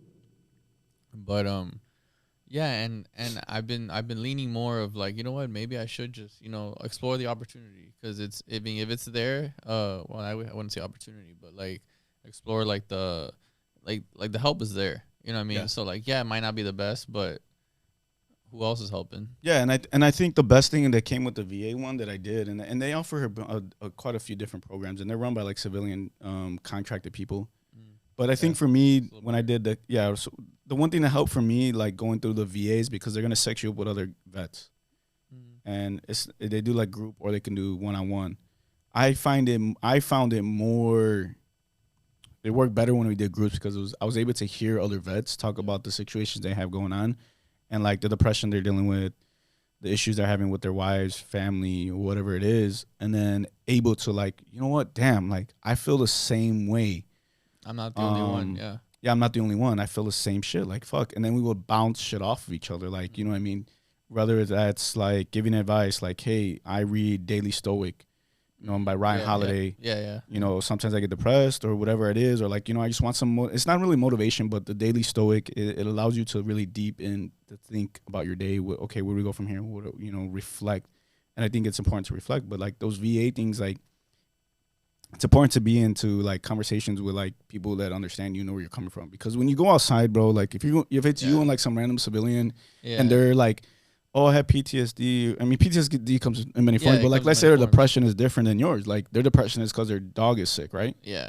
And depression across the board, I'm not trying to knock you, but it's not the same. No, it's not the same as vets. Every person is. You know what I mean? It's not the same. Different and servicemen. Exactly. So. No, bro, I encourage you, man. Like, if you need to even reach out to me, talk to me. I have questions about trying to go that route. I've kind of been there. Yeah. Actually, trying to go back more. Last time, it's been about a year. I finished up my first session. It was about 6 months long. So, I'm not saying I'm going back, but like, it's a constant challenge. Challenge. You know. Yeah, I mean that's. One of the questions I had drafted, because I was really wondering how it was, is just that like, because like with me it's just me, you know what I mean? So like, but you have like your kids you have to think about and stuff like that. So it's, oh man, I was just thinking like, how'd you go to work every day, you know, thinking like, you know, I don't know, you know. No, yeah. For me, it's like rough. Something happens, like, it's just me, you know, like that's the way I see it, at least. No, yeah, and I mean, it isn't just you though. You know, what I mean, there's a lot of other people out there, obviously, that care about you, and you know, you don't realize it until you reach out. And I encourage anybody, bro, like reach out, fucking be real, be the real person that you are, and people, the ones that care about you, bro, are never gonna turn away. Correct. And then that's how you know. Correct. That's how you're gonna know, bro. And I tell people all the time, you be real people, you show their emotion, and the people that fucking laugh at you or you know, don't come to you, don't see like something's wrong with you, then those are the people that they'll show you that you don't need around. You cut them out. Fucking cut them out, bro, because they don't provide to your life, bro. Yeah, no. So yeah, for having kids and stuff like that, man, it was rough. Like I like you said, cried. I fucking would cry plenty of times, bro. Like, fuck, you know what I mean? I'd have to walk out, leave my house. I had guns in the house and stuff like that, and I had to fucking escape, bro. I had to escape, and a lot of times it was just so I didn't put them into danger. But it was rough, man. It's rough. It come a long way, you know what I mean? Whoever else out there has come a long way. Like, hey, we're all together. Correct. You know what I mean? It's definitely. Don't be afraid for the judgment. I think that's one thing that 22 is like. You can't be afraid that. Fuck that stigma, man. Fuck that, because the stigma of like, oh, you're a bitch, you're a pussy for fucking. for saying how you feel is a bunch of bullshit, bro. And whoever fucking made that crap up is a fucking dirtbag. Yeah, literally, whoever started that fucking whenever it was, like, yeah, that stigma, like, you know, and I get it. Maybe it's society, hard, but I'm like, look, you can be hard, but you can be fucking have a like heart. No, absolutely, at the same time. Absolutely, you fuck with me, and good luck, buddy, because I'm gonna fuck you up. Like, you know what I mean? Yeah. That's one thing with me. I feel like I mean, since you've met me, and that's one thing I've never really changed is I've always been like, it's like, you know, go easy guy. Like, I'm always laughing. I'm always nice to everybody. But in my mind, I'm always like don't take my kindness for weakness. Oh, that's continuously in my mind. I'm always like, dude, Fid, you handled that situation real soft, and I'll just be like, but that's because I don't want to be the bad guy. No, but like if I want to be the bad guy, it goes back to that warrior spirit, you know, like that knowing when to turn it on and turn it off. And I think exactly, yeah, and I think that's what it is, yeah. And it's honestly, I don't like getting mad. I had one girlfriend like years ago. She said, she was like, "Oh man, you're always so nice, but then when you get mad, you're like the Hulk, you know, whatever. Like, you just get fucking pissed." And I'm like, "Yeah, because that's how I grew up. Like, I grew up and like." When you're mad, you're fucking mad, you know? So I never want to get myself in that situation. So now when I find myself in a situation where I can get mad or I can act, you know, improperly, I just kind of sit back and I'm like, let me look at it in their shoes. Let me look at my shoes. All right, let me reason with this. All right, cool. You know what? And then my girl always jokes with me now is because she's like, oh, your favorite phrase is, oh, that's fair. Cause like she'll like you know, might have to get a new like, that's fair podcast. Oh, that's fair. That's fair podcast. That's fair. But, cause she would just be like, oh, you should have done this, or like someone gets mad at me, this and that, and I'll be like, I mean, yeah, that's fair. I mean, I deserve that. And she'll just be like, you're not mad, and I'm like, no, you got a point. You know, if you have a point, I'm gonna give it to you. You got a point. You know, and that's my main thing. It's just like, don't get mad, get glad. No, not that, but it's definitely just like, look, like everyone's going through shit, bro. Yeah. No matter, I don't care who you think you are, like everyone's going through shit, whether you tell somebody or you don't. Yeah. And by you projecting it on someone else is just not good. You know, like I love my parents to death. Yeah. And I love my dad to death. But when I was younger, that's what he would do. If he was mad, you know, he would project his anger on everyone else, you know, and that I see myself seeing that the way I act certain times or certain things I say is because I'm kind of going against of how I was raised, you know. Okay. Yeah. So like, let's say if you were raised in a hard household, now my household is probably gonna be like, all right, let's talk about it, you know, before I throw you across the room. I want to hear your story, you know. You're still gonna get thrown across the fucking room though, you know. So But then I think that's what people got to know. It's just like there's no stigma. I mean, there is a stigma, but we got to get rid of the stigma. Yeah. So I think that's, I mean, it's necessary. Yeah. So has that led you to like wanting to serve again and like give back to the community? Damn, dude. So actually, it wasn't up until like maybe mid last year that I decided that I wasn't gonna go back. Okay. Because I was kind of like thinking, I was like, you know what, I'm gonna try this life out a little bit. It fucking sucks. I'm just gonna go back, you know. Yeah. And then I kind of started thinking, and I was like, you know what, I can just do things better on my own and make things better for myself rather than being like, oh, I'm just gonna go back and be a pawn again, you know. Yeah. Obviously, I mean, I wouldn't be a pawn. Gotta be a little higher rank, so it'd be a little easier stuff. But I was like, dude, look, your mind is an incredible thing. Just fucking think of a better thing. Think of something that's gonna, whether it's more money, whether it's gonna bring you happiness, your version of happiness, you know, and then just you can do it yourself. So, and that's when I realized I was like, look, like I'm not gonna go back in the military. I'm just gonna kind of stay out here. I'm gonna fucking do my shit. And now I realize I do want to get back into like the law enforcement. A little bit of law enforcement. Not so much police because that in itself is a whole like problem, you know. So, plus, I'm not really trying to get into like government work. I don't want to stay in the private sector. So maybe one day like start my own security company or something like that. And that's kind of where I'm leaning towards, getting all the certs on that and whatnot. But that'd be cool. Absolutely, bro. No, I think excited. I mean, serving is definitely something that I'm still doing. So I don't know if years ago. I mean, now it's been 4 years. So just to go on, like, once I got out, obviously I went to school, used up my GI Bill. Yeah. For the 2 years, got me a little. If you haven't, fucking do it. If you're a vet and you haven't fucking gone to school, go to fucking school, dude. Yeah, go to school. Use all the fucking veteran benefits they have out there. Yeah. They're fucking nuts. They're crazy. It's fucking free, bro. Just fucking take it. Anyways. But yeah, so like I went to school for the 2 years, but during that time I had applied for CBP, which is a federal law enforcement officer with Customs and Border Protection. Okay. Yeah.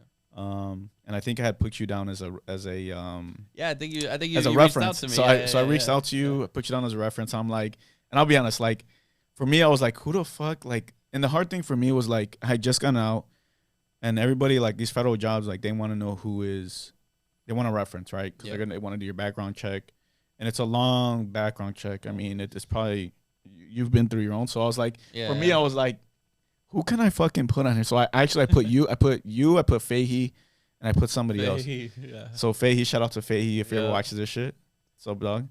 And I was like, man, who the fuck is good people? Like, obviously we know each other and stuff. Like, I always hit you up. And I was like, you know what's be good? I'm like, this guy who was fucking next to the fucking president. Yeah, I had right? access. Yeah, right? Because I'm sure you don't ever talk about that too much, Sean. Like, people rarely know, like, you had that kind of clearance. Yeah. And it's crazy, you know what I mean? Like, I'm sure. And for me, I was like, man, fucking Phidias, like, this guy is like my brother, you know, somebody who was always had my back. I always have his back no matter what. Definitely. And I'm like, and I mean, and it helps when they do, because obviously they're gonna look at who you are. Yeah, he's correct. Yeah. I'm like, it helps this fucking guy who's next to the president. So hey, if they ever want to look into him, he's fucking squared away. He's been there, he's done that, he's had the clearances himself. Yankee White and everything. Yeah, bro. Yankee White. Yankee White. I have a picture with Obama, hey. Shaking hands and shit, dog. Yeah, so definitely. So if you didn't know anything about this, not famous, he actually is a little famous. A little famous, being, you know, being the kind of like small circles. But, circles next to the president. Yeah, a lot of people. It's funny because I don't like being like when people are talking. I just realized I've said that. I just realized I have a lot of conversations with my girlfriend, which makes sense because it's my fucking girlfriend. But it's like we talk about a lot of shit, and one of the things is just like she'll always be like, "Oh, you're in the Marines?" Like, you know, like one of those like jokingly, and I'll be like, "Oh, shut the fuck up," because like I purposely like hate saying that. Like I'll hear someone talk next to me, and they'll be like, something about the military, and I'll just be like, I'm not gonna talk. I'm not gonna say anything, bro. Bro, it's crazy because I hate saying shit. Right now where I work, people always tell me like, "Yo, you're a Marine." I'm like, "Yeah." They're like, "I would have never guessed." I'm like, "Yep." I don't know what to tell you. But you know what? I did find that, and just quick, I do find that more or less with people who have done some like field work and stuff like that. They're a little more humbled. Definitely. Marines that you really wouldn't know. I just think that's how it works. But yeah, I've been the same way, bro. Like, people tell me all the time, like, "You're a Marine," and like look at me funny. I'm like, "Yeah, motherfuckers." Yeah. And they're like, "Oh, okay, yeah." When I respond to them like that, you know what I mean? Like, you start throwing a few F-bombs in there and calling people motherfuckers. You're like, they're like, oh, "Okay, yeah, you're definitely a Marine." I'm like, all right. They'll be like, "I've known you for like over a year or two, and I didn't know you were in the military." I'm like, well, "What do you want me to say? Just fucking, hey, what's up, guys? I'm Phidias. I was in the Marine Corps." Like, yeah, this is my rank. That's not the way. This is what I did. Yeah, I was like, what? But yeah, man. So back to so I went to school, and then I applied for CBP. Man, it took almost a year and a half. My background took almost like 8-9 months. Yeah, it takes forever. So that background is a Tier 5 background, and then it goes obviously Tier 5. You know, you get the I think it's a CSI classification, so you're able to see. Yeah, like the basic, the secret shit, right? So it's not even like top secret. It's like its own little clearance. Yeah, that's how mine was, like a Yankee White, which is like the same thing, but only with the president. Right. That's a different billet or whatever. So it took a long ass time, man. It took a long time, and for me, I could have went after being an MP, taking the experience. I could have went to local PD and joined Chicago PD and did like the street. Yep.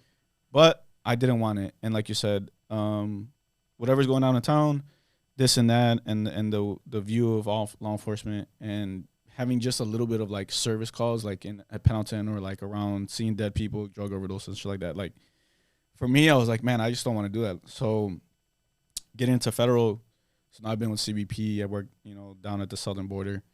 Oh, nice. And down in San Diego, San Ysidro border, land border. So I've been there for 4 years. We see a lot of crazy shit, a lot of drugs, a lot of fucking wanted people. And I mean, the cartel's right there. So, I mean, they operate right there. they don't really fuck with us. But for me, being able to like serve our country and then like being in an organization that like that camaraderie is still kind of there. Like when those 2 years I was out going to school and then jumping back into that, like it definitely gave me a sense of belonging. Yep. That I had been missing, and I think you find that with law enforcement, which a lot of military guys go into law enforcement because there's like a certain camaraderie there. But not only that, man, like it's a different type of law enforcement, and I don't really see it. The money's great. I don't. It's a great career. I don't see myself leaving unless it's going like higher investigative type work. But even then, I mean, it's not for everybody. Yeah. And but it's awesome, man. It deals with national security. You know what I mean? Protecting the borders, protecting the U.S. from terrorism and all that shit. Absolutely. Purpose is massive, man. When you don't have when you have a purpose, when you don't have a purpose to something, that's what makes the hard days. No, absolutely. Yeah. You know what I mean? So it's been good, man. And you know, I encourage anybody to kind of go out there and I get not everybody likes law enforcement. I know for you, federal is a little different. You're able to work and kind of see what's going on behind the scenes a little bit more. That's when you're talking federal, you're kind of seeing what's going behind the scenes and federal, but that's big picture. Yeah, big picture, more investigative. But I appreciate it, man. I appreciate it. But that opportunity came straight from day one in boot camp, and then straight one because all the experience I gained through there, all the discipline and everything else, it led me straight to the career I am now, where I'm able to support my family. I'm able to provide for my children, and they have everything they want, man. So like I can't. Yeah, it's also seeing like your own personal gain, knowing that you went from here, then you went here, and then now you're like back on the climb up. You know? So man. Both mentally and physically, so that alone is massive. It's been a long journey. But I'm looking forward to like. We're only at least halfway there, bro. Yeah. Oh yeah. We're at least halfway there. At least. So no, it's been a crazy journey, but I mean I wouldn't change it for anything. You know what I mean? The struggles, the shit that you go through, like the hardships, fucking make things that much sweeter in the end. Absolutely. And like never quitting, bro. Like just never quitting. And awesome.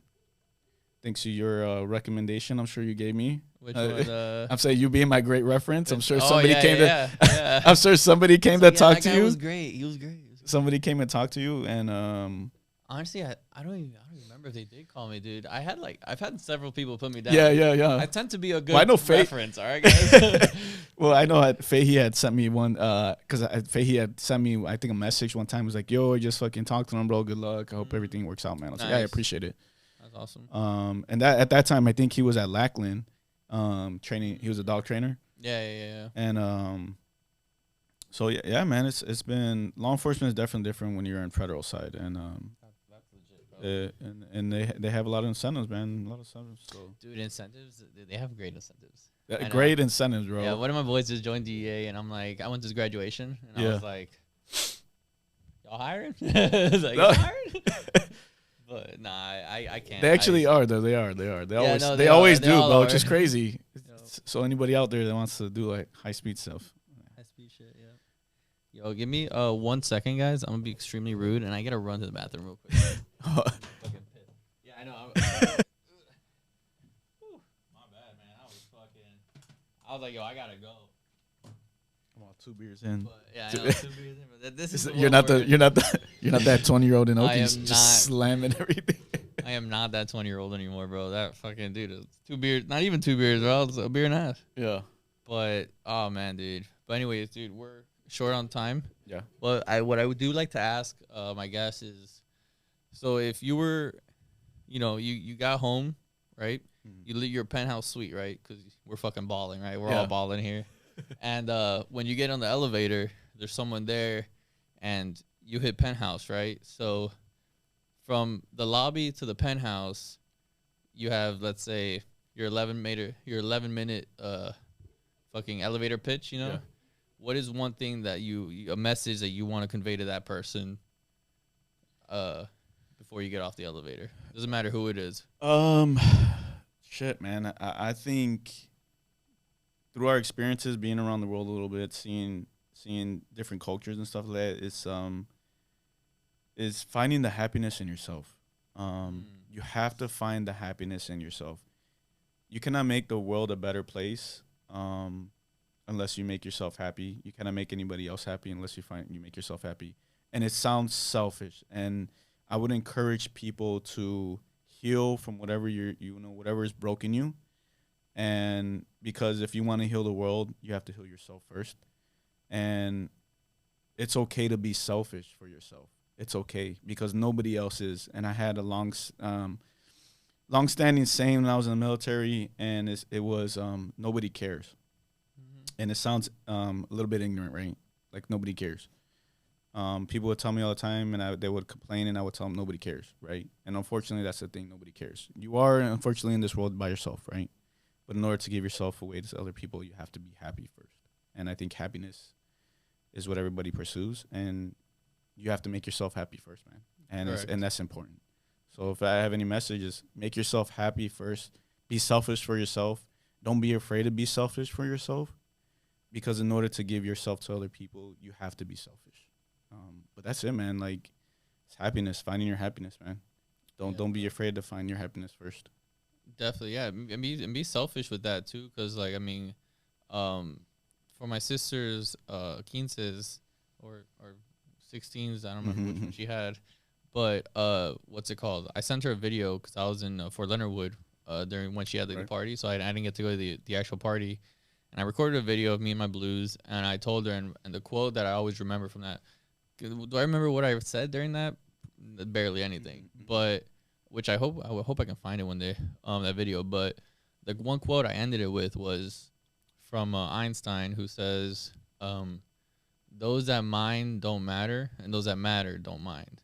You know, so like if you got to take some time for yourself, you know, and like better yourself, those people who like love you and are fucking there for you are gonna be there for you. Oh, absolutely. So if you ever feel like, oh, I don't want to do this because, you know, this person or that person, just know that if they matter, they're not gonna mind. So, so that's definitely, man, dude. Honestly, extremely fucking thankful that you fucking. Oh, thank you. You know, pick some time out of your trip down here. Fucking, this is the start of your trip, though, right? So. It is the start of my trip. My girlfriend actually, Lance, she just texted me. She said she got delayed. She's actually flying down from Jacksonville. Oh, okay. Gotcha. She lives here in Florida. But yeah, it's the start of my trip. Sweet, man. I appreciate you inviting me, man, and us catching up. I'm sure we'll probably go right now and have a drink. Yeah. I mean, we can fucking do whatever. Until, definitely. I'm a little hungry. I appreciate it, bro. Anytime you ever want to come out to San Diego, that's my home now. Definitely. Been there for years. You come out there, bro, and hopefully you'll have I'm more than likely we'll have a room. Okay, dude. A room for you, and dude, we can do whatever, up, bro. Dog. I sleep standing up. You just need a blanket, a whoopee. That's it, yeah. Well, actually, I bring my own. I bought my own. Yeah. So, but yeah, man, I appreciate it. You come out anytime, bro.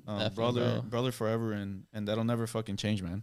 Fucking love you to the death, man. Dude, you know what's funny? Love you till death do us part, though. Till death do us part, no homo, bro. But yeah, fucking last time I saw you in person was when I went to Chicago for like 30 hours. Yeah. Picked me up from the airport. That's up. Yeah, man. That's what it's about, bro. That was back in 2016, 2017. Yeah, maybe. Yeah, 2017. Yeah, so honestly, bro, thank you so much, bro. Thank you, and thank you for opening up, bro, and really, you know, talking with me, because I wanna have these like good deep conversations, you know, because we've had all types of conversations, you know, we talked about all kinds of stupid shit, you know, but we never had like this conversation, and so I'm extremely grateful for it. Yeah, and like you said, bro, I'm here always. Thanks. Financially, I mean, man, I throw you a couple of dollars, but heart, I got fucking heart for days, dog. So you let me know, dog, and I'm a little weak, so I'll get the legs. You know, you get the arms. But yeah, so we'll end it on that, guys. Thanks again. If this was your first episode, thank you for tuning in. Like, subscribe if you haven't already, and if this isn't your first episode, thank you again for fucking, you know, sticking with us. And yeah, guys, so this is Not Famous Podcast, where, like I said, we have fun conversations with just fucking regular people, and we find out what makes them famous, not famous, and not famous. So we'll end it on that. Thank you.